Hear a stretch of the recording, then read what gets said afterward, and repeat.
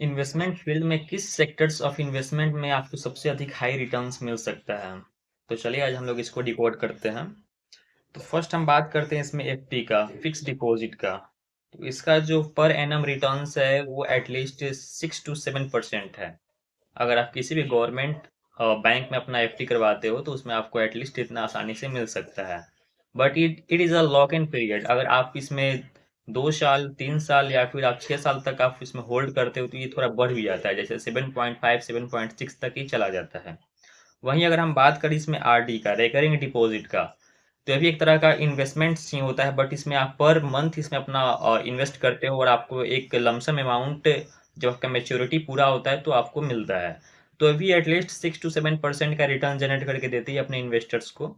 वहीं अगर हम बात करें इसमें गोल्ड रिटर्न्स की, तो जो गोल्ड रिटर्न्स का जो परसेंटेज ऑफ इन्वेस्टमेंट्स है वो है एटलीस्ट 8 to 9% का। लेकिन ये दोनों से बेटर इसलिए है क्योंकि आप इसको फिजिकली फॉर्म में ले सकते हो और फिर आप इसको चाहो तो डिजिटली फॉर्म में भी ले सकते हो। और गोल्ड क्या है कि एक मेटेलिक इन्वेस्टमेंट है, तो ये कि सेफ भी होता है, ठीक है। वहीं अगर हम फोर्थ बात करें इसमें प्रॉपर्टी इन्वेस्टमेंट, जमीन खरीदना वगैरह, प्लॉट लेना या फिर अपना रेसिडेंशियल बिल्डिंग बनाकर उसको रेंट पे चढ़ा देना, तो ये प्रॉपर्टी इन्वेस्टमेंट्स में आता है। तो इसमें अप्रोक्स आपको पर एनम 12% का रिटर्न जनरेट करके ये देता है।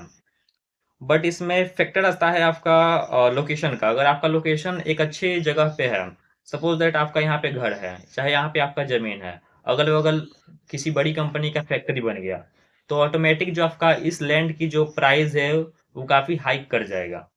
और वो इतना करेगा कि फिर आपको सीधे 6 से 7 गुना अधिक का रिटर्न जनरेट करके दे सकता है एक साल में भी। तो ये डिपेंड करता है आपका लोकेशन पे। बट अगर आप नॉर्मली बात करो, जैसे आप जमीन खरीदे उसको छोड़ दिए, आप उसको एक्सपेक्ट कर रहे हैं कि उसको फिर हमको जब इसका दाम बढ़ेगा तो हम इसको बेचेंगे, तो आप एटलीस्ट आप जब 10 ईयर का आप इसमें ड्यूरेशन ले सकते हो, पैसेंस रख सकते हो, उसके बाद आपका ये पैसा डबल कर सकता है। तो इसमें ऐसा कोई बात नहीं है, प्रॉपर्टी भी एक तरह का सेफ इन्वेस्टमेंट है। और मेरे मेरे हिसाब से तो ये सबसे अच्छा इन्वेस्टमेंट इसलिए है क्योंकि आप किसी लैंड के टुकड़े खरीदते हो तो आपको एक प्राउड फील होता है, तो ये सबसे बेस्ट है मेरे लिए।